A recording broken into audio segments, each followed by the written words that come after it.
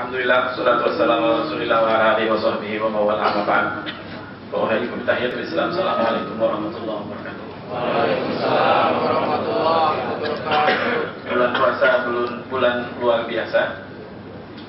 Suasana memang berbeda karena memang ini bulan yang luar biasa. Allah mudahkan segala hal kepada kita di bulan ini. Targetan apapun yang kita miliki dalam hidup ini, kejarlah di bulan Ramadan. Bukan hanya mereka yang mengejar akhirat, para pengejar dunia pun silahkan gunakan bulan Ramadan ini untuk mencapai target. Karena memang sekali lagi ini bulan dimudahkan segala hal. Bulan kita mengenal diri, karena kata Rasul, setan itu diikat di bulan Ramadan. Berarti kalau kita masih malas, masih gampang maksiat, masih susah untuk taat, itu mutlak nafsu. Tidak ada peran setan di situ. Namun anehnya banyak hal yang negatif di bulan Ramadan ini justru terjadi. Di luar Ramadan malah tidak ada. Seperti macet di jalan raya itu luar biasa justru di bulan Ramadan. Jadi ini menunjukkan bahwa nafsu kita sudah jauh lebih jahat daripada setan. Jadi mungkin setan sudah pada pensiun, nggak perlu lagi lah manusia digoda ini karena udah rusak. Jadi setelah kita mengenal diri, Allah menyiapkan perangkatnya. Dari mulai puasa itu sarana kita untuk menahan nafsu kita masih tinggi, dilemahkan jiwa kita, dilemahkan badan kita, sehingga walaupun nafsu itu masih mendorong kepada hal yang buruk, bisa dilemahkan oleh lemahnya badan. Lalu dibanyakkanlah sholat. Memang bicara tentang fadilah, pahala, sholat yang sunnah menjadi wajib. Tapi bukan itu yang kita kejar. Yang kita kejar adalah buah dari sholat. Buah dari sholat itu adalah sifat mahmudah, akhlakul karimah. Setelah itu perbanyaklah sedekah dan zakat, karena itu adalah penyucian jiwa. Mungkin masih ada sisa di dalam diri kita yang tidak bisa dibakar dengan sholat dari sifat mazmumah, dibersihkan dengan zakat dan sedekah. Masih kurang lagi perbanyak tilawah dan zikir, karena hakikatnya dia menggilapkan, mengkilapkan, melembutkan hati dan nafsu. Lengkap sekali jamuan di bulan Ramadan ini. Maka wajar bagi mereka yang mendapatkannya tanggal 1 Syawal itu kembali kepada fitrah. Tetapi tidak mendapatkan apa-apa, kata Rasulullah, dia tidak dapat apa-apa kecuali lapar dan dahaga. Mohon maaf, memang saya memveto panitia untuk tidak mengikuti jadwal yang sudah diberikan dengan judul apa? Kisah Sohibul Mal. Siapa itu? Mark Zuckerberg ya? Para pemilik harta, para pemodalnya dia ya, diantaranya Bill Gates atau siapa lagi? Bukan itu, bukan. Karena saya juga tidak dapat konfirmasi apa-apa, saya bilang saya lanjutkan. Dan ini memang materi yang bagi saya pun, saya sangat tertarik sekali dengan materi ini. Karena saya mendengar Arisiyin ini sejak saya SMP. Tapi sejak itu saya tidak tahu siapa mereka dan tidak paham siapa mereka.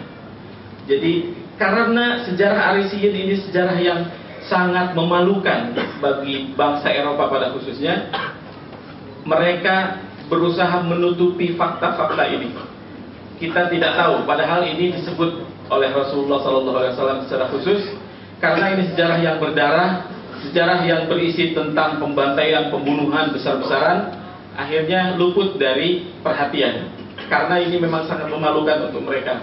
Jadi ketika saya baru belajar sejarah waktu itu, Arisiyin itu diartikan sebagai para petani. Satu hal yang waktu itu, walaupun itu bersumber dari kitab-kitab klasik yang ditulis para ulama abad ketiga keempat, ya karena tidak ada ilmu lain, ya terima dulu. Walaupun secara kepuasan, logika dan hati saya tidak menerima kalau itu diartikan sebagai para petani. Apa yang dimaksud dengan kisah Arisiyin? Sebelum itu mari kita lihat, ini adalah sebuah lukisan di sebuah gereja di kota Ravenna di selatan Italia. Ada satu hal yang menarik, ini kurang turun ya, ininya panahnya kurang turun panahnya. Jadi sebenarnya ini yang lebih jelas, ada usaha dari sekelompok orang untuk menutupi fakta. Oh, maaf. saya bantu? Ada yang bisa bantu? Mohon maaf.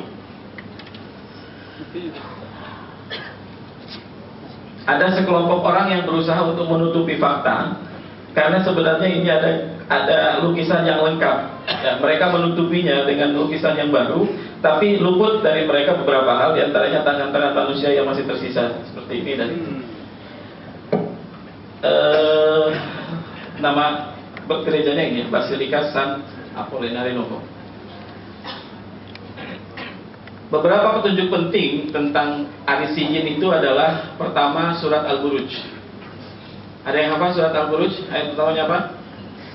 Wassama'i dzatil buruj wal yaumil maw'ud wa syahidi wa mashhud qutila ashabul ukhdud. Cerita tentang siapa ini?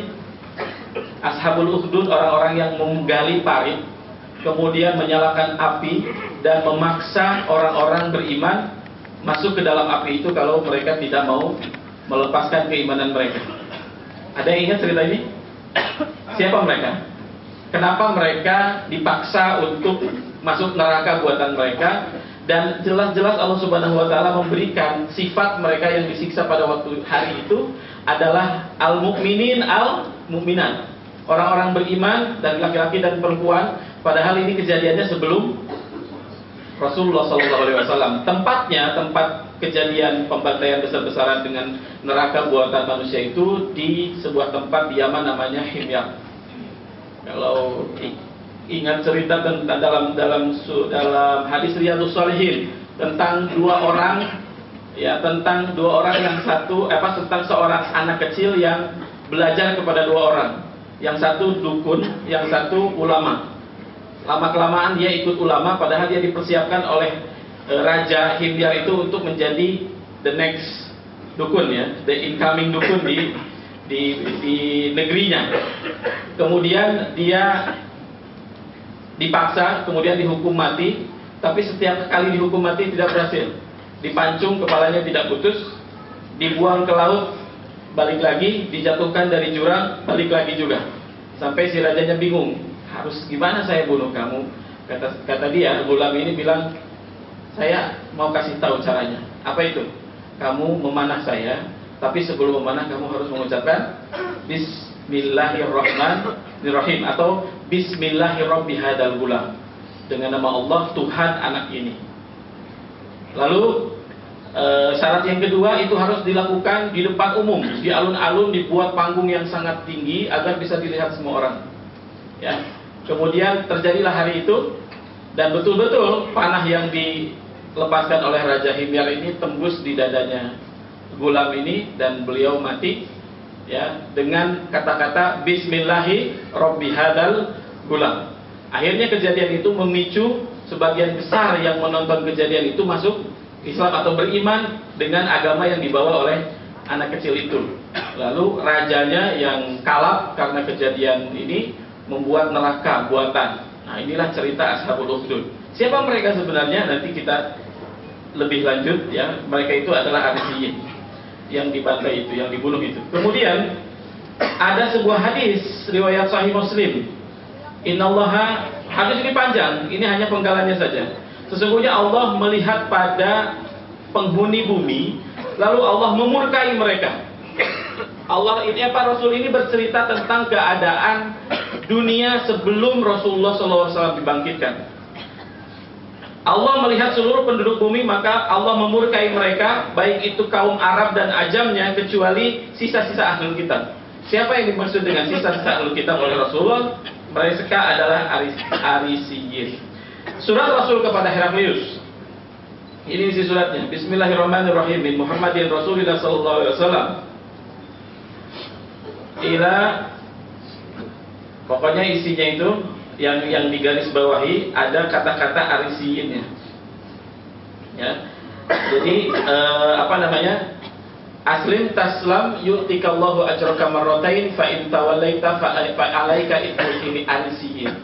Wahai Heraklius, menyerahlah kamu akan selamat. Kalau kamu menolaknya, maka kamu menanggung dosa seluruh Arisiyin. Ada yang ingat surat itu dikirim kepada saja?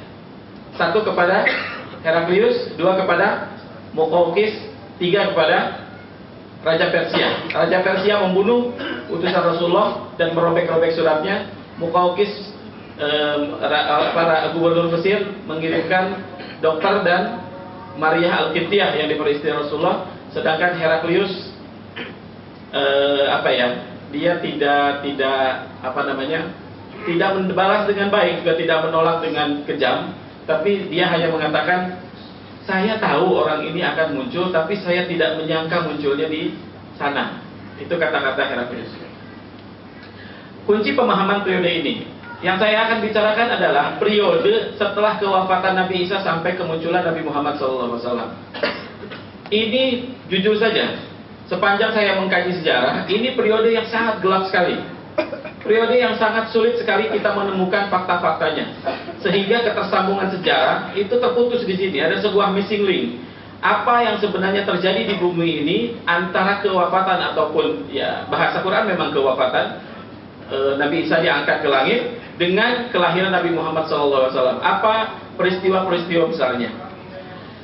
Satu, kita harus punya pemahaman bahwa Islam itu adalah satu-satunya agama samawi. Dengan jelas berbagai ayat menjelaskan semua nabi-nabi itu muslim.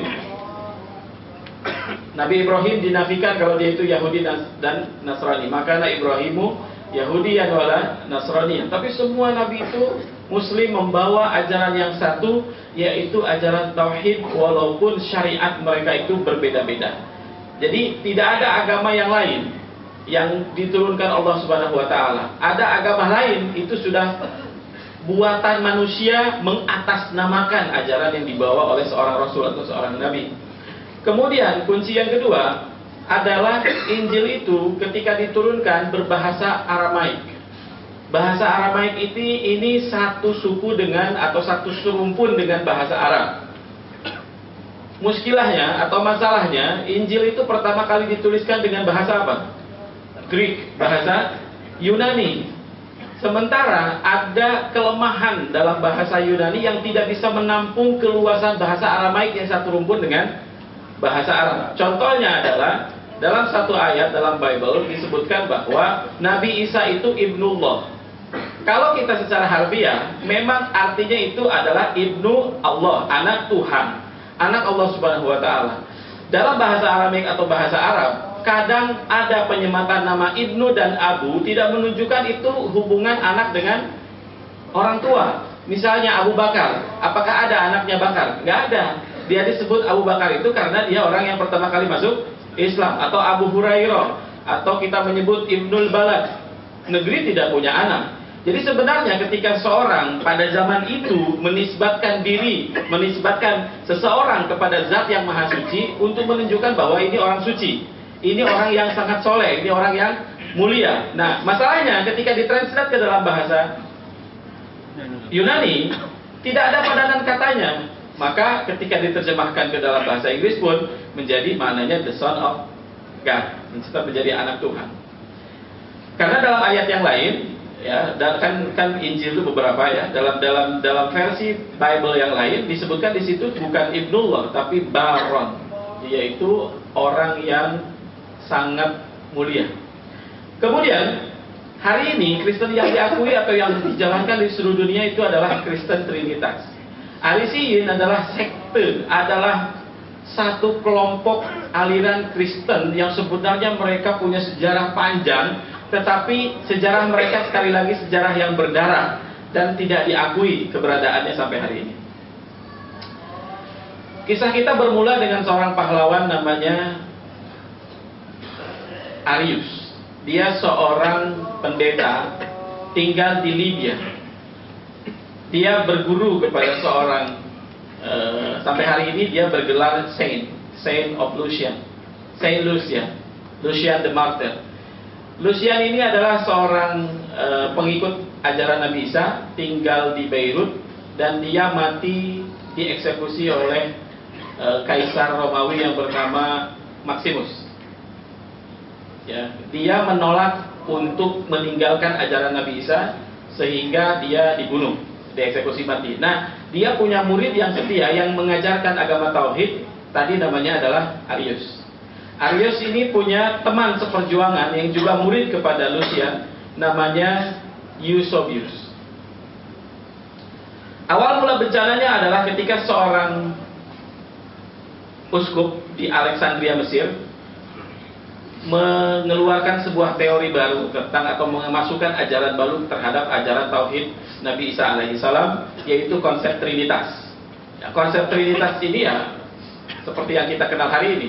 Maka terjadilah secara pelan-pelan pertarungan antara mereka yang setia kepada ajaran Nabi Isa dengan orang-orang baru yang berusaha memasukkan ajaran yang sama sekali tidak diajarkan oleh Nabi Isa alaihissalam. Ini kawan seperjuangan dari Arius, namanya Eusebius. Dia tinggal di Nikomedia di Turki. Nah, pada waktu itu raja yang berkuasa adalah Konstantin the Great. Di masa inilah bangunan yang fenomenal Hagia Sophia itu dibangun, ya. Di depannya persis Masjid Sultan Ahmad, ya, setelah diambil Turki. Bedanya umat Islam ya, ketika mengambil Konstantinopel, mereka membangun bangunan lebih banyak lagi daripada bangunan yang ada. Berbeda ketika Andalusia diambil oleh mereka, itu yang ada dihancurkan sebagian, ya. Kebetulan belum sebulan saya berkunjung ke sana, bagaimana ya suasananya itu ya antara campur nangis dengan kesal dengan marah, karena ada sebuah tempat yang mereka sebut Meskita Katedral. Dulunya adalah sebuah masjid yang sangat megah sekali. Diceritakan konon semua lukisan-lukisan atau kaligrafi di pinggirnya itu pakai emas gitu ya, kemudian batu berlian di mana-mana, kemudian wah pokoknya suasana sangat luar biasa lah. Nanti saya cerita lagi khusus tentang kejatuhan Andalusia dan sisa-sisa yang bisa kita saksikan pada hari itu. Ketika mereka mengambil itu, yang mereka lakukan justru menghilangkan identitas Islam. Misalnya di pintu masuk tadinya Bismillahirrahmanirrahim, sekarang dirubah masih dengan huruf bahasa Arab tapi Bismillah Bismillah wal ibn warohil kudus. Itu namanya tulisannya itu sudah diubah oleh mereka. Nah, Konstantin pada awalnya dia sangat mendukung ajaran Trinitas. Kenapa? Karena bagi kaisar, bagi penguasa, umumnya para penguasa ini tidak terlalu mempedulikan urusan agama penduduknya. Yang dia pikirkan adalah bagaimana caranya kekuasaannya itu terus langgeng, terus berjalan, tidak ada yang mengganggu. Maka ketika ada satu ajaran pun, apapun itu, asal itu menyatukan mereka, menyatukan bangsanya, tidak bisa dipecah, tidak bisa diadu domba, maka dia akan lakukan.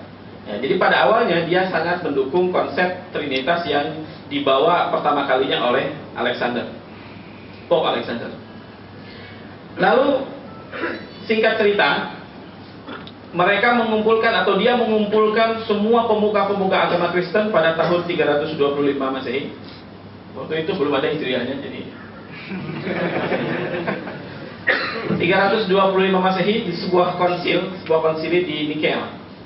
Nah, konsili ini awal mula bencana dalam ajaran Kristen, yaitu memasukkan sebuah konsep bahwa Isa itu adalah anak Tuhan. Sebelum tahun ini, Isa tidak pernah disebut sebagai anak Tuhan. Jadi hasil dari konsili ini disepakati oleh yang hadir pada waktu itu bahwa Isa itu adalah anak Tuhan.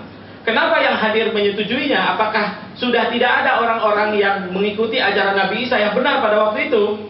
Karena sebelum mereka menghadiri tempat ini, mereka semua dipanggil oleh utusan Raja Konstantin, kalau kamu mau selamat, kalau kamu mau pulang dalam kondisi hidup, maka kamu harus memilih pilihan bahwa Isa itu anak Tuhan. Ya.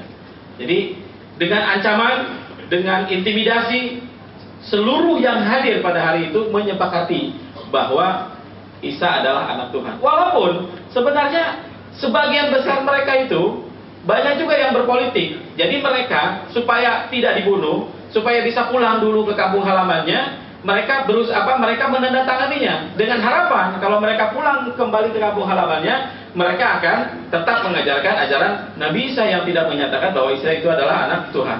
Tetapi Konstantin ini adalah seorang raja yang cerdik, raja yang hebat. Dia tahu banyak sekali peserta dalam konsili ini yang pura-pura. Sehingga lepas konsili ini berakhir, seluruh pendeta mayoritas yang tidak trinitas, yang tidak mendukung konsep Isa adalah anak Tuhan, semuanya diberhentikan, semuanya dipecat, bahkan diusir dari kampung halamannya. Tidak sedikit juga mereka yang dibunuh atau dihukum mati.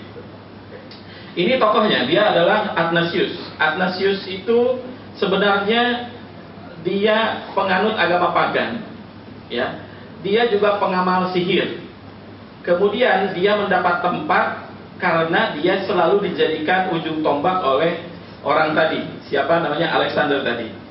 Nah, ini ada yang tahu? Siapa? Pernah lihat? Pernah suatu hari pakai topinya iseng di atas? Kalau kita menganggap dia adalah tokoh yang menghibur anak-anak, maka segeralah istighfar, karena inilah sebenarnya sosok itu. Dia adalah Saint Nicholas. Saint Nicholas adalah orang yang menyerang Arius ketika konsili itu, karena kedua orang ini terlibat perdebatan sengit, sampai Nicholas ini tidak punya hujah lagi, tidak punya bukti lagi, tidak punya dalil lagi, sehingga dia ketika tidak punya dalil lagi, dia melakukan penyerangan secara fisik dalam perdebatan konsili Nicea. Nah, karena peristiwa ini sangat memalukan juga oleh mereka, maka mereka menghilangkan sosok yang sebenarnya, ya. Kemudian mereka sedikit memodifikasi.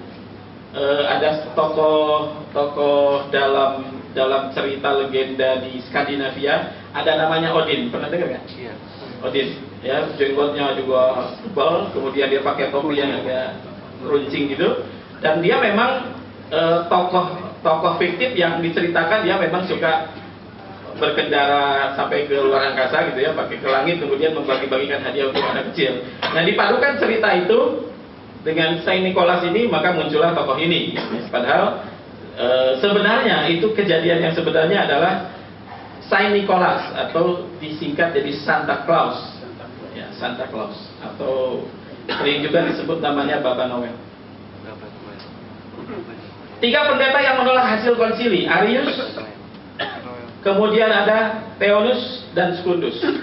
Ini adalah tiga orang yang sejak awal menolak, bahkan di saat semua pendeta cari selamat pun, ketiga orang ini sepakat mempertahankan pendapat mereka. Mereka tidak menandatangani isi dari konsili itu. Maka sejak hari itu mereka terbagi dua. Ada kelompok yang disebut The Arians. Kalau ingin lebih jelas, boleh saja setelah ini googling ada nama ini, The Arians, atau para pengikut Arius, dan Orthodox. Jadi apa arti Orthodox apa ya? Sebenarnya maknanya asli ya. Arti aslinya asli artinya. Jadi mereka yang baru, mereka yang sebenarnya tidak asli, mengklaim dirinya asli. Mereka yang sebenarnya baru mengklaim bahwa dirinya paling dulu gitu.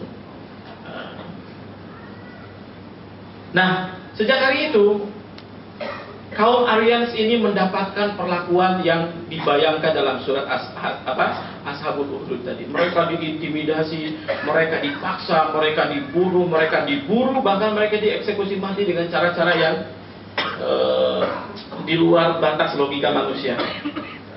Ini juga satu buku yang menunjukkan bahwa pada waktu itu Konstantin memerintahkan kepada seluruh bawahannya agar ajaran Arius itu betul-betul dihabisi. Jadi ini gambaran ya, ini Arius nih. Jadi dia sendiri, tidak ada yang menemani. Kemudian ini buku yang betul-betul ditulis, ini abad ke-8. Bagaimana buku-bukunya si Arius ini yang mengajarkan konsep ajaran Nabi Isa yang benar, yang at-tauhid ini dibakar, ya, dimusnahkan oleh mereka. Nah, kalau di sini lagi ya, kalau kita lihat sejarah, banyak kejadian-kejadian besar itu ditentukan oleh seorang perempuan, oleh seorang wanita. Jadi kalau sekarang ada sebuah anggapan perjuangkan hak asasi perempuan karena tidak dapat tempat, silahkan kaji sejarah lagi. Justru ternyata perubahan besar di dunia ini banyak disebabkan oleh perempuan. Siapa yang merayu Fir'aun agar tidak membunuh bayi itu? Siapa? Firaun sendiri, ini pasti bayi dari Bani Israil, harus kita bunuh. Kata istrinya, iya, dia Bani Israil. Tapi coba Kanda pikirkan, dengan bahasa yang halus mungkin ya. Kanda pikirkan, kita ambil dia, adopsi dia, kita besarkan di istana kita, mana mungkin suatu saat melawan? Iya kan? Perempuan menggunakan perasaan. 9 dari 10 itu perasaan. Laki-laki 9 dari 10-nya logika. Oh iya, benar juga ya. Suatu ketika Firaun sedang menggendong Musa kecil, ditarik janggutnya kan? Oh benar-benar nih, belum 2 besar dia sudah menjadi pembangkang. Akhirnya dites kan? Ada roti, ada bara api. Satu kejadian yang membuat Nabi Musa itu bicaranya kurang lancar, karena pada waktu kecilnya dia memang memakan bara api. Coba lihat oleh Kanda, dia lebih memilih bara api ini, menunjukkan dia anak kecil, nggak tahu apa-apa, nggak punya pilihan. Kejadian tadi itu tidak sengaja, bukan dia anak yang pembangkang. Sekali lagi perasaan dan logika. Nabi Adam itu terganggu nggak oleh iblis? Siapa yang terganggu? Istrinya lah yang mengatakan kepada Adam, mungkin kali ini musuh Allah ini benar-benar taubat. Ya kan? Perasaan masuk ke logika, terjadilah cerita kita di dunia. Apalagi Ummu Aiman, istri Rasulullah. Pada waktu itu perang Hudaybiyah, perjanjian Hudaybiyah, kata Rasulullah, sudah kita nggak jadi umroh, tapi sebagai gantinya kalian sekarang tahalul di sini, sembelih di sini. Itu hukum bagi orang yang mau menuju Mekah, terhalang di luarnya, itu harus bertahalul dan berkurban di tempat dia terhalang. Sebuah keputusan yang tidak mengenakan sekali, ditambah lagi perjanjiannya sangat merugikan kaum muslimin menurut sebagian para sahabat. Tidak ada satupun waktu itu sahabat yang melaksanakan perintah Rasulullah. Rasulullah itu marah sekali, karena baru kali itu perintahnya tidak didengar oleh sahabat-sahabatnya, karena kecewa luar biasa. Pulang ke tendanya dengan kesal sekali, dilihat oleh Ummu Aiman. Kanda kenapa? Ada apa? Diceritain. Kemudian gampang saja. Sekarang coba bawa tukang cukur ke tengah lapangan, bawa kambing ke tengah lapangan, Kanda sembelih depan semua orang, lalu bercukur depan semua orang. Ternyata ketika usulan itu dipraktekkan, betul-betul terjadi. Rasulullah tidak perlu ngomong, karena melihat Rasulullah tidak melaksanakan, semua sahabat tak ada satupun yang tidak melaksanakan. Napoleon Bonaparte, salah satu kekalahannya adalah ketika Josephine bilang, udahlah, jangan perang lagi. Saya butuh kamu sekarang, kamu nggak boleh pergi. Nggak jadi. Itulah sebab kekalahan Napoleon. Ketika dia memutuskan untuk tidak menyerang satu negara, ternyata memang dari tempat itulah pasukan muncul, ya, yang memang itu pasukan sekutu, tapi memang dia betul-betul dikalahkan setelah itu. Jadi sekali lagi, perempuan dikatakan tidak punya peran, itu salah. Mari kita belajar sejarah. Tetapi untuk jadi peran itu memang tidak perlu muncul. Untuk mengatur negara tidak perlu jadi presiden, cukup jadi istri presiden. Siapa yang nggak takut dengan istri? PP nomor 10 itu dari siapa? Ya kan? Dari siapa? Jadi tidak perlu jadi anggota dewan, cukup jadi istri anggota dewan, cukup jadi istri bupati, cukup jadi istri wali kota. Semua keinginannya, semua kepentingan itu bisa dididik. Sekali lagi, siapa yang tidak dengar istri kan? Nah, banyak positif, banyak negatif. Tinggal kondisi kita dan istri sebenarnya. Nah, ini contoh yang positif. Saint Helena itu adalah ibu dari Konstantin. Dia dekat sekali dengan Eusebius. Dan sejak awal dia tidak setuju dengan langkah anaknya. Tetapi karena arus yang sangat besar, dia diam-diam aja.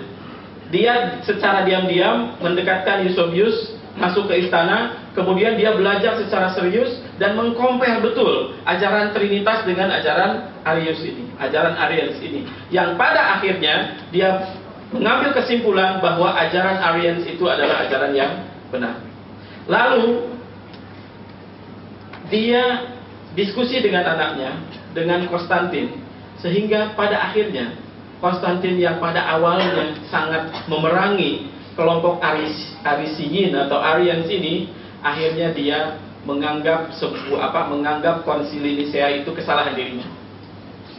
Jadi dia sudah melakukan perbuatan yang sangat salah dengan memaksakan konsep anak Tuhan dalam Konsili Nisea itu. Maka dia pun berusaha untuk menebus dosa yang sudah dia lakukan.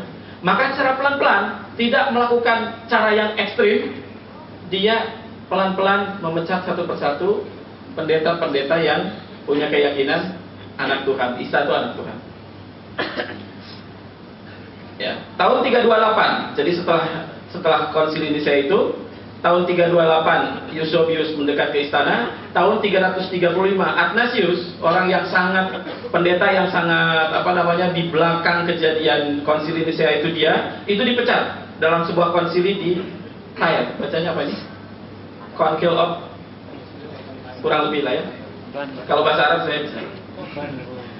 Tahun 336, setelah menanti dari tahun 325 sampai tahun 336, berapa lama? 11 tahun. Arius yang sudah dibuang, yang sudah diintimidasi, yang sudah dikucilkan, tapi menolak untuk mengatakan ya, akhirnya dia menurut. Dia menolak untuk mengatakan itu, dia menolak untuk tidak berjuang, dia memilih untuk berjuang, untuk berpahit-pahit, untuk mengorbankan segalanya. Akhirnya buah perjuangannya pada waktu itu usianya sudah 80 tahun, ya, yang dia habiskan semuanya untuk membela agama tauhid yang disampaikan oleh Nabi Isa. Saat kemenangan sudah tiba, ketika dia dipanggil oleh Konstantin untuk datang ke ibu kota Romawi Timur. Sampailah dia di sana, lalu dia dijamu jamuan khusus, ya, dijamu jamuan khusus. Kemudian dia diarak keliling seluruh kota. Tapi ketika peristiwa itu atau ketika dia diarak itu, tiba-tiba dia merasakan rasa sakit yang sangat luar biasa. Kemudian muntah darah dan tidak berhenti. Dalam hitungan menit dia meninggal. Banyak meyakini bahwa dia mati di gunung. Di antaranya ada 3 sejarawan yang memastikan sebab kematian Arius itu dibunuh dengan racun adalah Edward Gibbon dalam buku The History of Decline and Fall of the Roman Empire, Charles Freeman dalam The Closing of the Western Mind, dan Jonathan Krish dalam God Against the Gods. Ini ketiga orang ini yang memastikan bahwa Arius itu mati dengan cara dibunuh. Ada sebuah kejadian yang menarik, bahwa setelah kejadian itu Athanasius mengirimkan surat kepada Alexander. Alexander ini bukan Alexander yang tadi ya. Ini Alexander yang dia uskup di Konstantin. Alexander menulis surat kepada Athanasius atas rahmat dari Tuhan. Kita melihat Arius mati dengan cara yang ajaib. Dan sejak hari ini apa yang dia perjuangkan saya nyatakan berakhir. Itu surat dari siapa? Dari Alexander kepada Athanasius. Tapi ini menarik juga ya. Ini ada sebuah peninggalan bersejarah. Konstantin yang tidak pernah diceritakan detailnya dalam sejarah itu, ada foto seperti ini, ada patung seperti ini, dia menunjuk ini.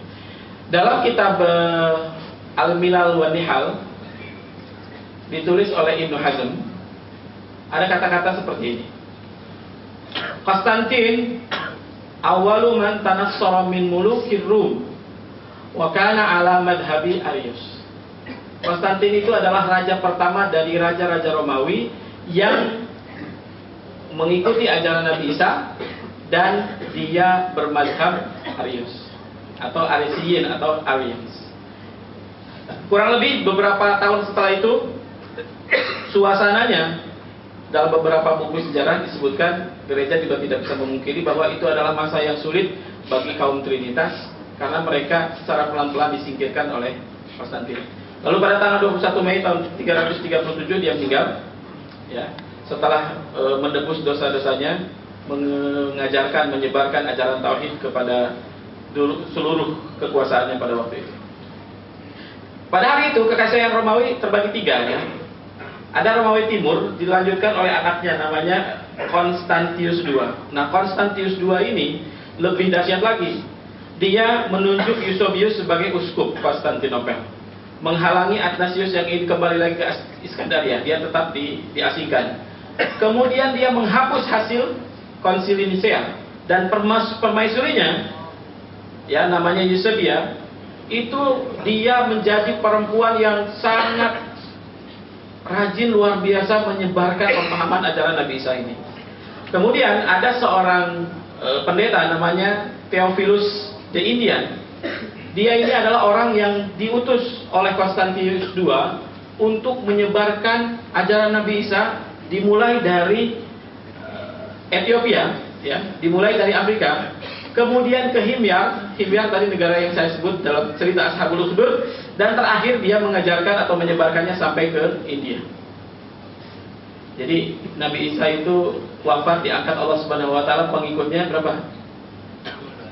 Hariun 12. Tapi bukan berarti berakhir ya. Lihat.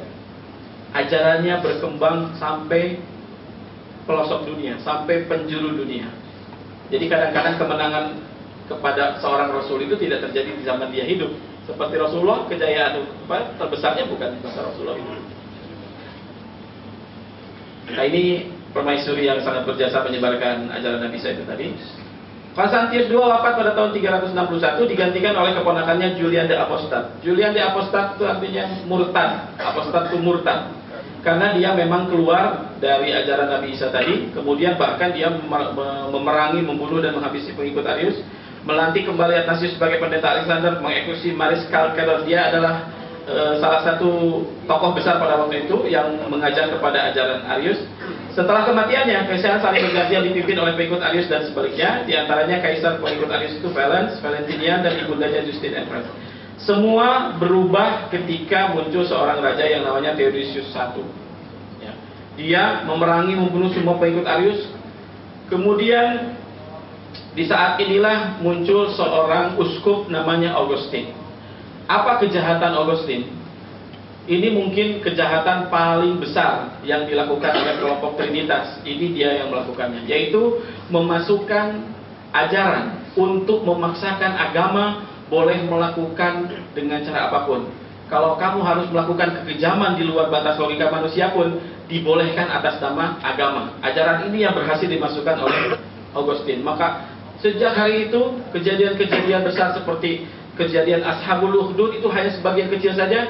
Bahkan berulang-ulang Rasulullah ketika didatangi oleh para sahabatnya, ketika para sahabat di Mekah itu mengatakan, Rasul, ini kami sudah menderita, sudah begini dan begitu. Kata Rasulullah, kalian belum apa-apa jika dibandingkan dengan umat sebelum kalian. Di antara mereka ada yang disisir dengan sisir besi, ada yang digergaji badannya menjadi dua. Rasulullah sampai memperinci siksaan-siksaan yang ditimpakan. Kenapa Rasulullah tidak menyebut Arius atau Arisiyin dari awal? Arisiyin ini bukan gelar yang dibuat oleh mereka untuk mereka, tapi Arisiyin ini gelar yang disebut oleh musuh-musuh mereka kepada mereka. Makanya Rasulullah pun menyebutnya hanya satu kali, yaitu kepada surat yang dikirimkannya kepada Heraklius. Karena memang yang dituju ataupun orang yang menerima surat itu sangat mengerti betul apa yang disampaikan oleh Rasulullah SAW.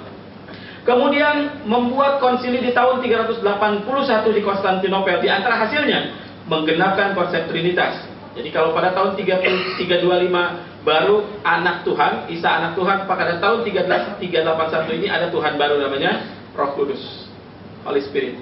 Kemudian sebenarnya antara 325 sampai 381 ini ada konsili-konsili lain, tapi semua hasilnya dihapus dan hanya menyisakan satu konsili, yaitu Nikea. Ini sosok Augustine. Masih banyak, saya percepat. Mereka mengira bahwa mereka menang atas kebenaran. Tetapi sebelum kejadian yang mengerikan menimpa orang-orang yang setia kepada ajaran Nabi Isa, tokoh mereka, Eusebius, melarikan diri ke Eropa, bertemu dengan orang ini, namanya Ulfilas. Ulfilas adalah orang yang menyebarkan keyakinan yang sebenar tentang ajaran Nabi Isa di tanah Eropa. Ajakannya pertama kali diikuti oleh orang-orang Jermanian. asal usul suku Jerman atau bangsa Jerman. Ya. Kemudian dibentuklah atau dari perjuangan dia itu muncullah sebuah kerajaan namanya Kingdom of the Visigoth dan Sueb. Ini menempati negara Spanyol hari ini, Perancis, terus mana lagi ya? Pokoknya ini sekitar 5 negara, 6 negara. Ini sendiri Portugal. Ya. Raja yang pertama mereka, Alaric I, itu adalah raja yang berhasil menaklukkan Athena pada tahun 395 Masehi. Jadi, isinya Kingdom of Visigoth itu cerita tentang peperangan mereka dengan Romawi. Sebelum ada Alaric, tidak ada satupun raja di dunia ini yang berhasil menembus benteng Romawi.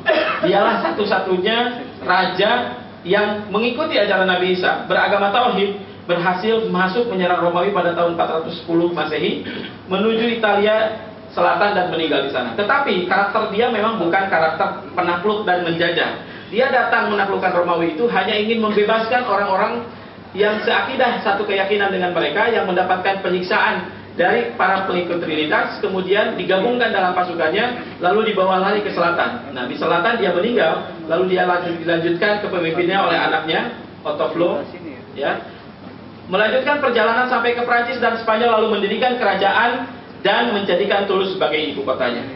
Jadi yang mendengar Kingdom of Visigoth, kalau kita kaji sejarahnya, dalam buku-buku yang umum pasti bicara yang nggak baik tentang mereka, pasti bicara keburukan tentang mereka. Padahal sebenarnya mereka adalah orang-orang Eropa yang mengikuti ajaran Nabi Isa yang benar. Satu lagi kerajaan muncul di Eropa, Kingdom of Vandals. Jadi mereka pun tidak suka, maka gerakan ataupun satu hal yang disebut vandalisme itu pasti suatu hal yang negatif. Padahal dia adalah seorang raja. Dia raja yang baik, dia raja yang setia dengan ajaran Nabi Isa. Coba lihat, dia memulai pergerakannya dari Jerman, kemudian sampai di sini, dia menyeberang ke Afrika Utara. Kenapa dia menyeberang ke Afrika Utara? Geisrig ini adalah anak yang menyaksikan bagaimana orang tua, ayah, ibu, kakaknya, saudaranya, semuanya dibunuh dengan cara yang sadis di depan mukanya. Karena mereka bertahan dengan ajaran Nabi Isa, dia melihat kejadian itu sejak kecil, maka di dalam hatinya itu tertanam, suatu saat nanti dia akan membalas apa yang dilakukan terhadap orang tuanya dan keluarganya, juga bangsanya. Lalu dia memimpin pasukan gagah berani ini sampai dia masuk ke di sini tuh Maroko. Di sini banyak sekali peperangan sebenarnya, tapi singkat cerita dia masuk ke Aljazair dan menyerbu, mengurung sebuah kota. Karena di situ dia mencari satu orang yang menjadi penyebab semua kerusuhan ini. Siapa dia? Dia adalah Pendeta Augustine. Nah, Pendeta Augustine ini akhirnya tidak disebutkan, memang diceritakan dieksekusi oleh beliau, karena katanya baru mendengar Vandal sudah sampai di negerinya saja, dia sudah pingsan. Karena sudah kebayang apa yang akan dilakukan, padahal tidak seperti yang dia bayangkan. Kemudian dia terus sampai ke Aljazair. Nah, di Aljazair ini berhasil mengalahkan pasukan Romawi yang sangat kuat. Sampai-sampai pasukan Romawi sangat ketakutan, sehingga mereka mengumpulkan pasukan terbaik mereka, jumlahnya sampai 100.000 orang, dan mereka membawa kapal-kapal perang terbaik mereka menyerang Aljazair. Dia yakin betul, pemimpin perang dari Romawi ini yakin betul bahwa ini akhir dari kerajaan Vandal. Tidak mungkin mereka bisa melawan kekuatan mereka yang sangat besar. Maka ketika sampai di pantai Aljazair, dia mengirim surat dengan pongahnya kepada Vandal. Saya beri waktu kamu 5 hari supaya kamu menyerah. Jadi tidak langsung diserang. Saya beri waktu 5 hari supaya kamu menyerah. Waktu inilah yang digunakan sebaik-baiknya oleh Geisrig. Secara diam-diam, dia menyuruh semua penduduk Tunisia untuk mengumpulkan minyak zaitun terbaik mereka. Lalu minyak zaitun itu semuanya dimasukkan ke kapal-kapal mereka, tapi kapal-kapal mereka diikat, ya. Sampai hari kelima bantuan Allah datang. Pada hari itu, pada waktu malam, angin sangat kencang sekali menuju ke laut. Di saat itulah layar-layarnya dibuka, dia lepaskan, kapal-kapal ini menerjang ke tengah tanpa awak, karena isinya semuanya hanya zaitun. Dan ketika itulah para pemanah-pemanah terbaik mereka melepaskan panah api, sehingga kapal-kapal yang berisi zaitun itu berubah menjadi gumpalan api raksasa, menyerbu pasukan Romawi, dan lebih dari 600 kapal mereka tenggelam. Inilah kekalahan paling memalukan dalam sejarah Kekaisaran Romawi. Dan gara-gara ini mereka harus mengakui bahwa Gaisrik itu raja yang resmi yang mereka hormati, dan tidak ada peperangan setelah itu kecuali Vandalnya sudah meninggal.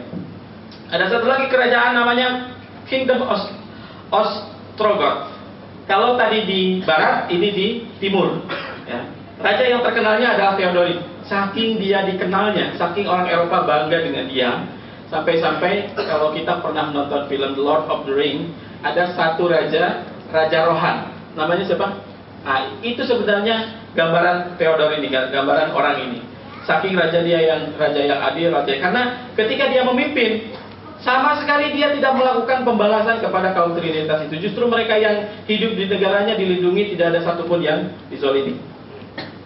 Kejatuhan kerajaan Aryans di Eropa. Sueb dan Ostrogoth jatuh oleh Kekaisaran Romawi. Jadi begitu Theodornya meninggal, Romawi kembali lagi melakukan penyerangan. Pusat kerajaannya di Italia dikuasai.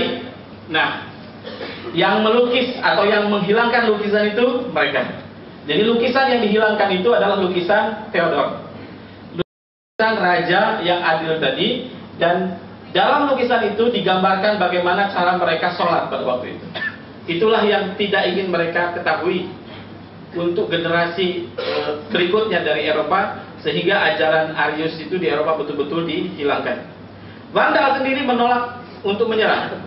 Jadi setelah diperangi bertahun-tahun barulah terjadi penaklukan itu. Kemudian Visigoth di timur ini menyerah secara politis, berubah menjadi Trinitas, tapi catat tahunnya, dia berubah pada tahun 586. Berapa tahun setelah kelahiran Rasulullah? Rasulullah lahir tahun berapa? 571. Ini baru berubah Visigoth itu tahun 586. Itu pun politis karena sudah tidak ada pilihan. Memahami cerita ini, kita dengan mudah memahami mengapa Andalusia membuka pintu bagi pasukan Torik bin Ziyad. Bahkan nama Andalusia sendiri diambil dari Vandalusia.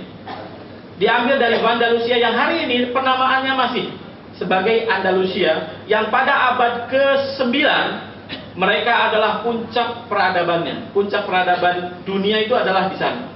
Ya, bayangkan saja, ya, saya ke sana masih menemukan sebuah pemandian umum yang katanya pada waktu abad 9 itu jumlahnya ada 900 di seluruh kota Cordoba. Kita masuk ke tempat itu, sudah disediakan tempat-tempat yang sangat menyenangkan untuk melakukan pengobatan, untuk melakukan relaksasi. Air pilih, ada air panas, ada air dingin, ada air hangat. Air hangat untuk sepanjang musim, air dingin untuk musim panas, air panas untuk musim dingin. Bagaimana mereka memanaskan air? Karena mereka tidak punya gunung berapi, mereka membuat tungku besar dari perunggu, lalu menyalakan kayu bakar di bawahnya. Dengan cara seperti itu mereka tersedia air sepanjang masa. Begitu masuk gerbang Andalusia, gerbang Cordoba, kita akan melihat pohon jeruk dari sepanjang mata itu semuanya sedang berbuah. Ini memang diperintahkan oleh raja-raja pada waktu itu, jangan sampai ada musafir, karena setiap tahun pada abad itu 7 juta orang datang ke Andalusia untuk belajar dan berobat, atau sekedar untuk berdagang. Ya, kata rajanya jangan sampai ada musafir yang kelaparan. Tapi sungguh luar biasa, ketika kemarin saya melihat secara langsung, buah-buah itu tidak ada yang memungutnya, jatuh aja di tanah, tergeletak. Lalu saya tanya pada supir taksi, kenapa ini nggak ada yang mengambil? Kata mereka, buahnya tidak bisa dimakan karena pahit. Di situ saya bergetar sekali hati, masya Allah. Kalau keberkahan sudah diambil, dicabut dari satu negeri, ya, buah yang tadinya matang, buah yang tadinya manis, tapi berubah menjadi pahit. Seperti Allah menggambarkan surat Saba, ketika makmur kemudian mereka kufur, diambil keberkahannya, Allah tumbuhkan pohon-pohon yang pahit. Bisidrin qalil. Jadi peperangan Torik bin Ziyad itu ketika menyeberang saja, berhadapan dengan Frederick. Setelah itu, semua pintu-pintu di sana itu dibuka. Karena apa? Mereka belum lama kan, baru 100 tahun mereka ditindas. Jadi para pengikut agama samawi yang sebenarnya itu masih ada, sehingga ketika itu mereka dengan mudah masuk. Dari sini juga kita mudah memahami mengapa Raja Najasyi mudah masuk Islam. Ketika dia mendengar apa yang hujah-hujah yang disampaikan oleh sahabat, dia bilang, demi Allah, Isa itu tidak lebih dari apa yang kalian gambarkan. Setelah itu dibacakan surat, beliau menangis dan mengatakan, apa yang kalian baca tadi itu sumbernya sama dengan apa yang dibawa oleh Nabi Isa alaihissalam. Dia pun segera masuk Islam. Bahkan dari sini kita juga memahami kenapa Rasulullah menyebut secara spesifik tentang Arisiyin di dalam surat kepada Heraklius, karena sekali lagi Heraklius tahu betul siapa mereka. Dan dari awal Rasul menyebut penaklukan Konstantinopel dan menjadikannya sebagai amanah bagi kaum muslimin. Jadi bukan hak mereka kita rebut, bukan. Bukan ini mereka direbut. Hagia Sophia itu dibangun oleh Konstantin, dan Konstantin itu mati menjadi pengikut Nabi Isa yang bertauhid. Dan Rasulullah tahu itu, maka penaklukan Konstantinopel adalah amanah kaum muslimin. Ikhwah fillah, inilah cerita Arisiyin saya singkatkan. Tapi apakah Arisiyin habis sampai di sini? Tambah 5 menit ya? Gak ada di sini habis. Hanya di sini ada. 100 tahun setelah itu, seorang penulis di Spanyol, namanya saya lupa, nanti kalau saya ingat saya WhatsApp panitia.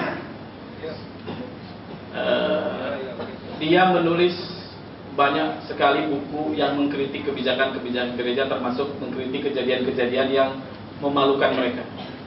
Lalu orang ini mendapatkan pengikut yang banyak, lalu lahirlah sebuah sekte. Namanya bukan Arians lagi, tapi Unitarian. Nah, Unitarian ini berkembang sampai pencetus idenya ditangkap. Pada waktu itu raja-raja Eropa berlomba untuk menjatuhkan hukuman mati kepada dia. Akhirnya yang menurut mereka yang mendapat kehormatan mengeksekusi matinya adalah Raja Swiss. Dan dia di Jenewa, di mana? Swiss ya? Raja Swiss, dan dia dihukum di Jenewa dengan cara yang luar biasa. Jadi buku-buku yang dia tulis semuanya dikumpulkan, lalu dia diikat dengan di atas buku itu, lalu bukunya dibakar. Secara pelan-pelan, kaum orang-orang Unitarian ini terus secara sembunyi-sembunyi sampai satu jurnal kemarin diterbitkan oleh Oxford University mengungkapkan fakta tulisan asli dengan tangan sendiri seorang ilmuwan terbesar sepanjang sejarah Eropa, Sir Isaac Newton, yang telah dibuktikan di Oxford University bahwa ini betul-betul tulisan dia, dan ini bukan satu teori ilmu yang dia tulis. Ya, di sini dia menyatakan dirinya mengikuti Arius, dan dia tidak sepakat dengan paham Trinitas. Setelah itu, orang-orang Unitarian ini juga berkembang, maju, kemudian mereka menyeberang ke Eropa. Maka ada 3 presiden Amerika yang juga kalau kita lihat di Wikipedia, lihat saja, ada 3 orang yang ketika disebutkan agamanya tidak Kristen, tapi dia Unitarian. Dari sini saya mengambil kesimpulan luar biasa. Pantaslah Allah menyebut mereka itu tidak sama. Laisu sawaan, mereka tidak sama. Allah menyebut ahlul kitab, Allah menyebut alladina atainahumul kitab, Allah menyebut alladina utul kitab. Itu pemilihan kata luar biasa hebatnya. Jadi makinlah kita percaya dengan Al-Quran ini, makinlah kita yakin dengan Quran ini. Setiap katanya, detailnya itu menggambarkan cerita yang sebenarnya, menceritakan fakta yang sebenarnya. Kalau kita mendapatkan ahlul kitab dalam Al-Quran, itu biasanya Al-Quran menceritakan mereka netral. Tidak jahat, juga tidak baik. Tapi mereka punya kesempatan, kalau ada kebenaran sampai kepada mereka, mereka harus ikuti. Maka biasanya dipanggilannya, ya ahlul kitab, ya ahlul kitab, mari kepada kalimat yang sama seperti itu. Tetapi kalau Allah menyebut mereka alladzina atainahumul kitab, yaitu orang-orang yang telah kami berikan kepada mereka Alkitab, Allah biasanya memuji. Mereka mengenal Muhammad seperti mereka mengenal anak mereka, pokoknya biasa bicara tentang yang baik-baik. Ternyata inilah yang dimaksudkan, kelompok itu yang sampai sekarang masih ada. Ya. Dan Ketika Allah menyebutkan alladzina utul kitab dan diberikan, didatangkan kepada mereka Alkitab, itu Allah berbicara tentang keburukan mereka, tentang jeleknya mereka. Mereka menyembunyikan kebenaran, mereka memindah-mindahkan ayat ini kepada ayat ini, mereka mencabut adukan kebenaran dengan kebatilan, mereka menyembunyikan fakta kebenaran. Ini juga ada golongannya. Jadi mereka tidak sama. Ya. Saya pikir saya sendiri sampai sekarang seperti mendapatkan pencerahan luar biasa karena ilmu ini jujur saja belum ada dalam kitab klasik. Bacalah kitab sejarah yang ditulis abad 3, 4, 5 sampai abad 10 sekalipun, sampai abad 12, 13 sekalipun, tidak ada yang menceritakannya kecuali beberapa tulisan-tulisan yang tadi. Ya, diantaranya kalau penasaran ada sebuah buku yang ditulis oleh penulis Mesir namanya Fadil Sulaiman. Fadil Sulaiman itu menulis buku Akbatun Qabla Muhammad sallallahu alaihi wasallam. Akbatun Muslimun Qabla Muhammad sallallahu alaihi wasallam. Dia penulis Mesir yang menulis buku, channelnya ada di YouTube. Ya, dia menceritakan kelompok-kelompok kecil yang beriman atau Islam yang datang sebelum Nabi Muhammad sallallahu alaihi wasallam. Jadi terjawablah sebenarnya siapa Arisiyin dan peranan mereka, dan bagi saya menariknya ini menggambarkan peranan akhir zaman. Seperti apa? Mari kita tonton lagi nanti. Wallahu a'lam bishawab. Assalamualaikum warahmatullahi wabarakatuh. Subhanallah, alhamdulillah. Terima kasih atas sharing ilmu kajiannya siang ini, Pak Ustaz. Kita akan buka sesi tanya jawab. Tapi sambil kalian mempersiapkan pertanyaannya, ada beberapa info tambahan terkait dengan kajian Pak Ustadz di awal bahwa bulan Ramadan adalah bulannya target, baik target Qiyamul Lail, tilawah, dan salah satunya adalah sedekah. DKM Masjid Al-Ikhlas Kota Kasablanka membuka pintu-pintu sedekah bagi kaum muslimin dan muslimat. Bagi ada yang ingin mewakaf pembangunan masjid, paketnya berupa satu sak semen seharga 65.000, dan ada wakaf Al-Quran, paketnya berupa mushaf Quran Syamil Quran edisi Bukhara seharga 91.000 per paketnya. Untuk detailnya bisa menghubungi panitia untuk transfer dan informasi lainnya. Pengumpulan dana wakaf ini dibatasi hingga tanggal 20 Ramadan atau 25 Juni 2016. Baik, kita buka sesi tanya jawab dari para ikhwan. Ada pertanyaan atau dari ikhwan? Ada? Baik, mungkin bisa dimulai dari saya dulu Pak Ustadz. Dari saya sendiri ada pertanyaan. Tadi saya lihat untuk Santa Claus, dia memakai topi yang runcing seperti itu. Saya pernah baca di salah satu di internet bahwa topi runcing itu di salah satu zaman dahulu bahwa itu membuktikan bahwa ada seorang Muslim yang dipaksa untuk memurtadkan keimanannya. Jadi dipakailah topi itu ditandai bahwa dia telah murtad. Apakah itu sesuai dengan ini? Bisa saja, karena memang sebenarnya apa yang diungkapkan tadi itu sebenarnya hanya mengungkap sedikit saja. Saya pun mungkin masih tersisa beberapa pertanyaan-pertanyaan besar, hal-hal yang detail yang sebenarnya terjadi seperti apa. Adapun cerita yang mungkin tadi disampaikan bisa saja, karena memang sejarah itu memang luar biasa. Sampai sekarang saya terus memahami, mencoba menyelami sejarah. Makin saya ketemu dengan sebuah fakta, Allah datangkan lagi fakta yang lain, Allah datangkan lagi ilmu yang lain, Allah pertemukan lagi dengan rahasia yang lain. Tapi bagi saya, belajar sejarah bukan kita bicara tentang fulan siapa, fulan bagaimana.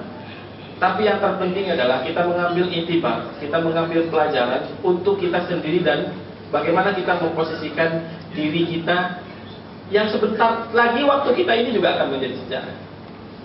Kalau saya boleh ulang bahasan awal saya tentang sejarah ini jawaban doa kita tiap hari kepada Allah. Karena kita memohon kepada Allah setiap hari, tunjukkanlah kepada jalan yang lurus. Allah menjawab jalan yang lurus itu jalan orang yang diberi nikmat. Siapa orang yang diberi nikmat itu? Para nabi, siddiqin, syuhada, dan sholihin. Siapa mereka? Diceritakan banyak sekali Al-Quran. Sepertiga lebih Al-Quran itu bicara tentang mereka. Sepertiga lagi mungkin, ataupun setengahnya lagi mungkin bicara tentang orang-orang yang tidak termasuk tadi. Bicara tentang orang-orang yang dimurkai, bicara tentang orang-orang yang sesat. Itu isi besar Al-Quran. Bayangkan surat Al-Baqarah 177 baru ya ayyuhalladzina amanu kutiba alaikumul qisas. Sebelum itu 3 kali ya Bani Israel, wahai Bani Israel. Sampai ayat 40 sudah sampai 170-an masih bicara tentang sejarah. Jadi kalau kita bicara tentang doa tadi, sekurang-kurangnya kita minta kepada Allah itu 17 kali sehari. Ya enggak? Kalau kita sholat fardu saja itu 17 kali. Kemudian Allah tunjukkan, pelajari mereka, ikuti salah satunya, kan gitu. Bayangkan, kita ngetuk pintu rumah orang, Assalamualaikum. Dibuka, silahkan, tapi kita nggak masuk-masuk. Assalamualaikum. Dibuka, silahkan, tapi kita nggak masuk lagi. Kira-kira yang punya rumah seperti apa? Kita setiap hari memohon kepada Allah, kata Allah, tuh, mereka orang yang diberi nikmat, pelajari mereka, jangan kalian masuk golongan orang-orang yang dimurkai, jangan kalian masuk orang-orang yang sesat. Itu yang terpenting. Nah, kalau kita bicara tentang fase sejarah itu sudah saya sampaikan. Sekarang kita pada fase apa? Itu yang paling penting untuk dijawab. Ini adalah fase puncaknya fitnah, puncaknya zaman fitnah. Ini adalah zaman seburuk-buruknya zaman yang sampai kepada umat Islam, di mana umat Islam tidak punya kepemimpinan, umat Islam lemah dalam segala hal.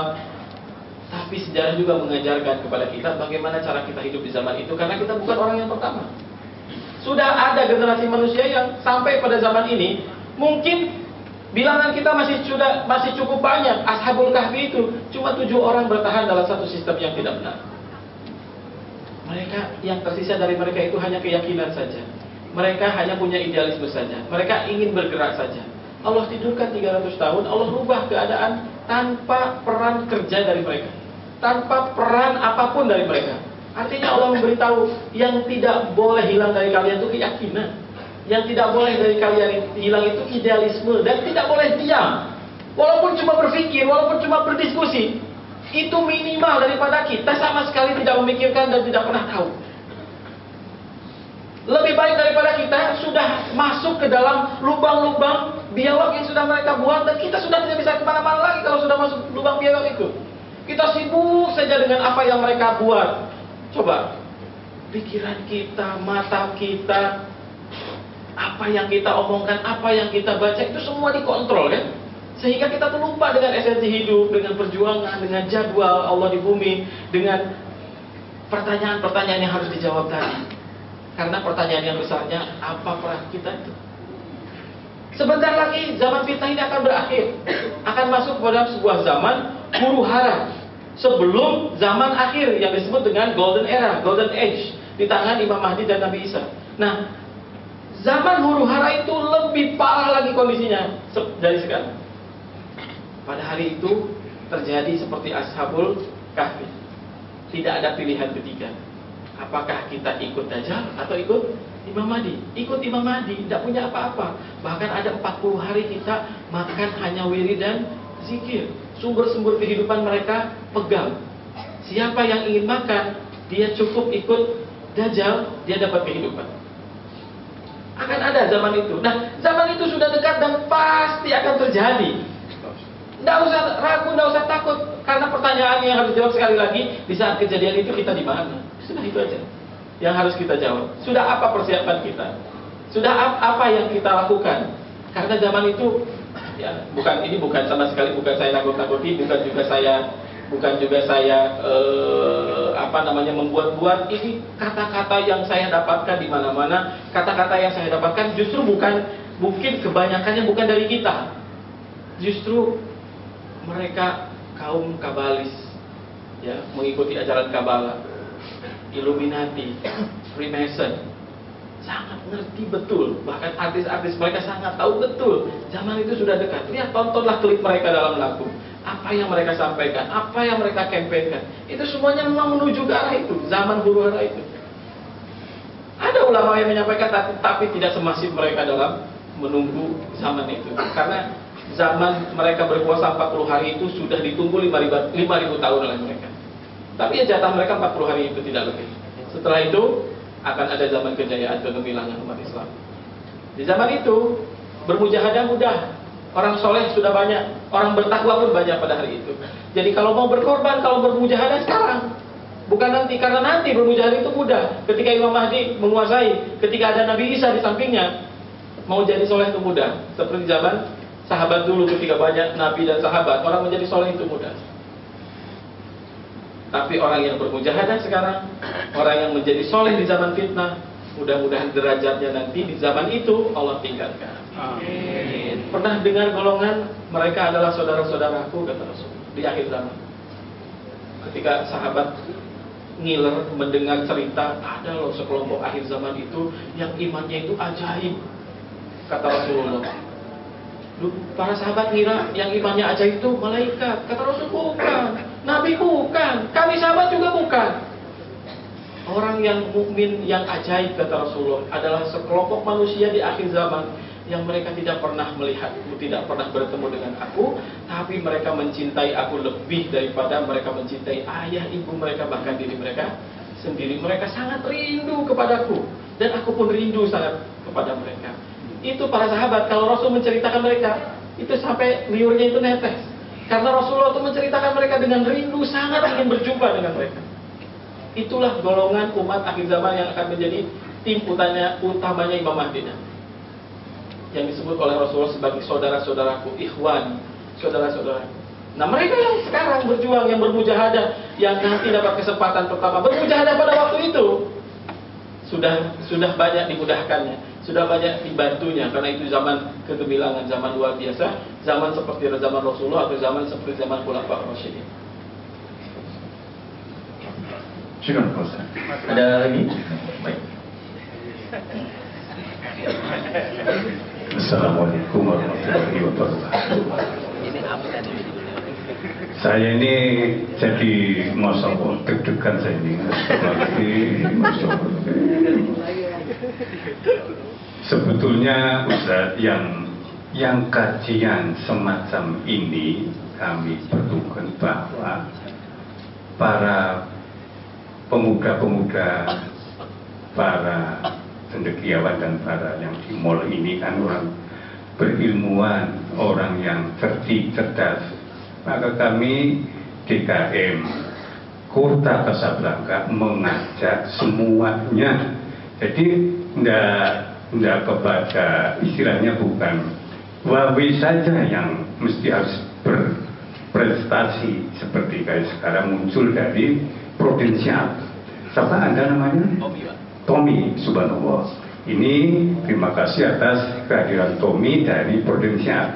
Dan sebentar lagi dari dengan kami dari Soko, dari lain-lain. Mari kita bergabung untuk mengkaji semacam ini, untuk mengubah semacam ini. Jadi persiapan apa yang mesti kita hadapi depan ini? Sebentar lagi kita sudah masuk ke zaman ini, dan kita ini sekarang lagi kemana dan mau kemana dan apa pemikiran kami itu. Kurang lebih demikian Ustaz ya. Jadi artinya Ustaz, yang baku untuk dewasa ini, untuk sekarang ini, mungkin terlambat 2 menit nggak apa-apa ya. HRD ada di kita kok, Pak Andi ada kan. Jadi ini momen yang terbaik ya. Mas Rahmat, tolong dicatat Mas Rahmat dari teman kami yang termuda itu. Tadi kan sudah diterangkan bahwa kami di sini sekarang waktunya untuk memohon, waktunya untuk berjihad, maksud kalau kurang lebih demikian Ustaz ya. Soalnya banyak omongan yang indah tapi saya sulit yang mengatakan ya, karena saking banyak ya ini, Masya Allah. Jadi sekali lagi Ustaz, jadi intinya seperti apa sih yang persiapannya gitu Ustaz. Tadi kan sudah jelas lagi sedikit lagi. Sepertinya apa wirid, apa puasa, apa seperti itu Ustaz. Jadi sekali lagi Ustaz, terima kasih.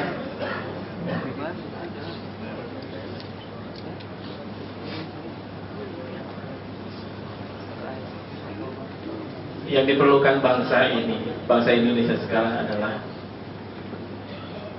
pada khususnya ya, umumnya seluruh muslim dunia, tapi saya ingin bicara tentang, karena gini, kalau bicara tentang jadwal, sampai sekarang walaupun banyak orang pesimis, tapi saya masih tetap yakin bangsa kita Indonesia ini punya peranan besar di M6. Dan saya sudah buktikan keliling, ternyata memang banyak yang diharapkan tuh di sini, banyak yang diharapkan itu di sini. Jadi apa sebenarnya yang kita perlukan sekarang? Bicara tentang resource kita punya, market juga masih terbesar, ekonomi walaupun sekarang tahun-tahun susah, Tapi pertumbuhan ekonomi tahun ini berapa? 4, sekian. Prediksi 5, lah ya akhir tahun. Saya yakin itu juga autopilot kok. Tidak ada karya besar yang dilakukan oleh tim ekonomi gitu, tidak ada. Artinya kabinet ekonomi tidur juga tetap aja pertumbuhan ekonominya 4, sekian persen. Gitu. Bandingkan dengan negara lain dengan stimulus yang dibuat oleh pemerintah mereka untuk menumbuhkan atau mengangkat, mendongkrak pertumbuhan ekonomi mereka. Gak bisa tuh. 0, aja, 1% paling. Padahal mereka sudah jor-joran untuk memberikan stimulus pertumbuhan ekonomi mereka. Tapi di kita dengan carut-marut seperti ini kok 4 terus gitu. Bahkan zaman SBY itu saya ingat banget tuh, beliau tuh bangga sekali 6,2%. Itu di saat Portugal bangkrut, di saat Spanyol bangkrut, di saat beberapa negara Eropa bangkrut. Pak SBY tahun 2012 itu bilang pertumbuhan ekonomi negara kita 6,2%. Ini pertanda kan, bagi mereka yang sensitif, bagi mereka yang tahu, ada percaturan yang besar yang Allah buat di negara ini. Ya. Terlepas dari kondisi kita hari ini, ya, kepemimpinan ataupun isu kenapa kita itu dibuat pesimis, kita dibuat pesimis itu dengan sajian berita yang setiap hari kita nonton. Sosial media, apalagi ya sudah berkembang. Bukan hanya apa yang kita lihat di TV. Coba, kalau yang ingat di zaman Pak Harto itu, berita-berita TV itu tonnya kan optimis dan positif. Kita tuh diangkat menjadi bangsa yang besar. Tapi kalau sekarang tonnya itu negatif dan pesimis. Bangsa korup, LGBT merajalela, apalagi lah. Pokoknya membuat kita itu merasa kita tidak ada harapan gitu. Jadi apa sebenarnya yang dibutuhkan oleh bangsa ini? Sekali lagi, adalah cita-cita bersama, adalah pegangan bersama. Bangsa ini akan besar dengan itu saja. Peradaban muncul, dipergerakan dari Quraisy ke Persia, ke Kurdi, ke Samarkand, ke Turki, ke Andalusia. Itu karena ada pegangan, karena ada cita-cita besar yang dipegang oleh pemimpin dan bangsanya. Nah, bangsa kita ini mau dibawa kemana hari ini belum jelas. Belum ada konsep apapun sejak Pak Harto berakhir kekuasaannya tahun 98. Belum ada lagi presiden yang mau jelas bawa Indonesia kemana, tuh belum ada lagi. Tetapi kita jangan menyalahkan pemimpin kita, karena sebenarnya gambaran pemimpin kita itu cerminan diri kita, itu jelas sekali. Pesan dari Sayyidina Umar bin Khattab ketika ada sekelompok orang datang kepada dia mengadukan tentang gubernur mereka yang zalim. Jawaban dari Sayyidina Umar singkat, jelas, dan tidak perlu didebat. Kama takunu yuwalla alaikum. Seperti kalian, keadaan kalian ini, kalian akan dipimpin oleh seorang seperti kalian. Kalau pemimpin korup, ya ini menunjukkan bangsa kita. Kalau pemimpin kita dah jujur, itu menunjukkan kepribadian bangsa kita. Kalau pemimpin kita, ya ada orang-orang yang lebih baik dari pemimpinnya, tapi ini bicara tentang mayoritas. Bicara tentang jumlah yang lebih banyak. Lihatlah Quraisy dulu itu, Allah pantaskan ketika memang mereka memantaskan diri. Kurdi itu dipilih ketika mereka memantaskan diri. Turki dipilih ketika juga mereka memantaskan diri. Karena apa? Ada cita-cita besar yang menjadi pegangan mereka. Nah, jadi kalau kita tidak mempermasalahkan sistem politik, sistem demokrasi, pergantian kepemimpinan di Indonesia, saya yakin ada cara Allah Subhanahu wa Ta'ala untuk memunculkan. Apakah Allah punya cara sendiri atau Allah meminjam cara manusia? Walau alam, ini masih misteri. Tapi mari kita mengenal karakteristik pemimpin yang ditunggu itu. Tunggu pemimpin yang menyatakan ada cita-cita besar yang harus jadi pegangan. Tunggu pemimpin yang mengajak kita, bukan kita disiapkan subsidi yang besar, tapi kita disiapkan untuk menjadi bangsa yang besar. Kita diajak pada satu perjuangan yang besar. Tapi perjuangan yang besarnya berdasarkan ketakwaan, berdasarkan keyakinan kepada Allah Subhanahu wa Ta'ala, bukan kemajuan yang juga dibuat oleh Barat, bukan. Kemajuan yang diharapkan itu berlandaskan keimanan, keyakinan kepada Allah sesuai dengan pesan pertama wahyu. Baca dengan nama Tuhan. Baca itu maju. Orang yang membaca itu maju, tapi kemajuan itu tidak bermakna kalau tidak bismi rabbik, kalau tidak dengan nama Tuhan. Tunggu aja, saya yakin akan dimunculkan Allah Subhanahu wa Ta'ala suatu ketika. Kalau banyak orang bercerita tentang model kepemimpinan ini, suatu ketika pemimpinnya muncul, orang itu tidak seperti orang-orang Nasrani yang menunggu Muhammad sebenarnya mereka kenal kan gitu. Ya'rifunahu kama ya'rifuna abna'ahum. Karena sudah 200-300 tahun ini memang cerita akhir zaman, cerita Al-Mahdi itu tidak dibicarakan orang. Itu bukan upaya yang tidak mudah. Mereka melakukannya dengan susah payah, menghilangkan hadis-hadis, bahkan menggolongkan hadis ini doain. Orang Yahudi itu tidak peduli hadis doain atau enggak tentang akhir zaman. Ketika Rasul mengatakan ciri akhir zaman itu ada satu danau, Tiberias, akan surut. Mereka nggak peduli itu hadis doain atau enggak, ditungguin itu. Setiap hari mereka lihat. Kemudian mereka diceritakan Yahudi itu akan terdesak sampai di sebuah tempat, di sebuah Lut, itu adalah ladang di mana orang-orang Yahudi dibunuh. Mereka bangun di Lut itu, pangkalan militer terbesar mereka hari ini. Mereka tidak peduli dengan hadis doain atau tidak, tapi mereka betul-betul mempersiapkan, betul-betul yakin akan itu akan terjadi.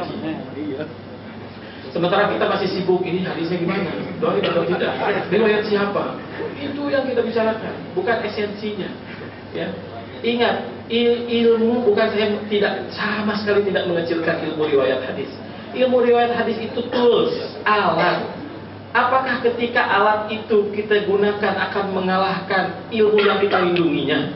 Kan alat itu untuk melindungi. Ini kok yang dilindungi malah dikalahkan dengan alat? Kan gak masuk akal. Kita sudah terjebak dengan cara berpikir mereka yang katanya ilmiah. Saya lebih baik siap-siap saja, terima saja dulu. Ini masalah sesuatu yang gaib belum terjadi.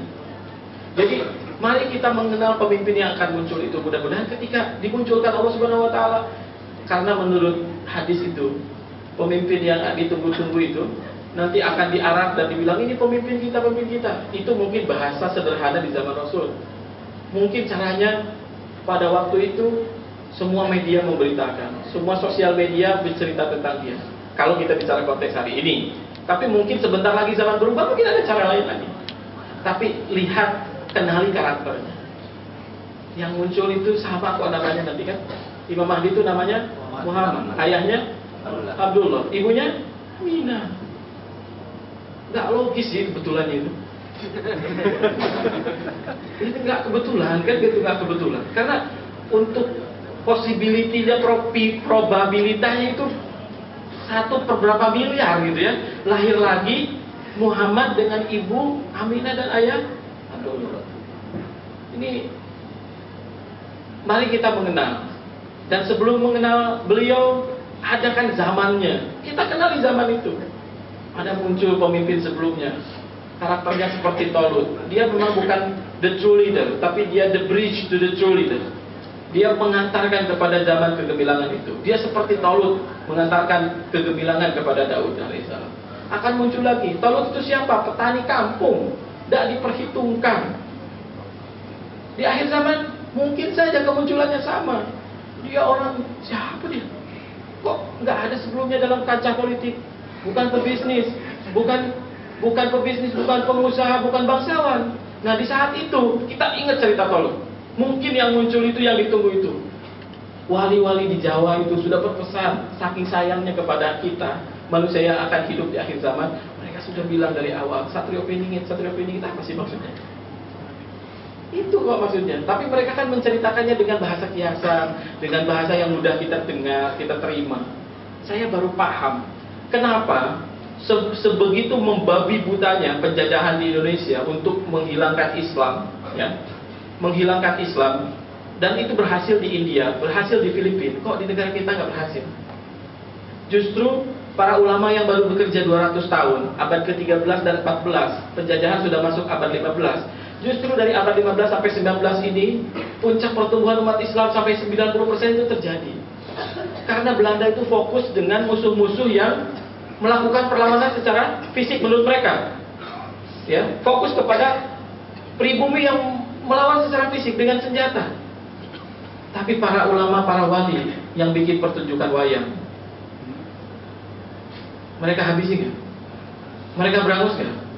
Enggak, padahal wayang itu cerita tentang kebaikan, membuat orang jatuh hati dan masuk Islam. Tapi kalau kita tidak diberi paham tentang itu, apa menyampaikan Islam dengan musik? Musik lagi ini.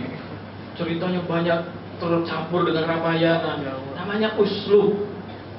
Namanya uslub itu bisa berbeda-beda. Yang penting yang disampaikannya itu sampai atau enggak kan? Perintahnya itu kenali Allah. Cara mengenali Allah itu macam-macam. Perintahnya itu hormati orang tua. Apakah menghormati orang tua itu mencium jidatnya, mencium tangannya? Itu bebas. Yang terpenting isinya, kontennya sampai dapat. Ini kan cium tangan itu kebiasaan orang-orang Persia, orang-orang penyembah berhala kan itu sibuk dengan debat itu. Padahal perintahnya jelas, menghormati orang tua itu ada. Masalah cara kan kembali lagi itu masalah suatu hal yang bebas, suatu hal yang dilonggarkan, tidak harus satu dan lain-lain. Jadi kenali pemimpinnya, kenali zamannya. Mudah-mudahan kalau kita diberi umur sampai di zaman itu, ya kita siap dan kita masuk. Kalaupun umur kita tidak sampai, mungkin saking besarnya ujian itu, doa-doa para moyang kita itu ada berdoanya sampai begini. Ya Allah, kalaulah anak keturunanku itu tidak mampu hidup di zaman yang berat itu, tidak perlu mereka sampai ke neraka. Ambil nyawa mereka, wafatkan mereka, daripada mereka harus hidup di zaman fitnah yang sangat luar biasa, yang belum tentu anak keturunanku itu sanggup mengaluinya. Tapi juga banyak para pemimpin hebat, para orang yang diberikan paham, berdoa anak keturunannya dipertemukan dengan kebenaran di akhir zaman, lalu menjadi bersama-sama orang-orang yang dijanjikan itu betul-betul memperjuangkan kebenaran di akhir zaman. Kalau ada bisawab, saya kira cukup ya. 1,25.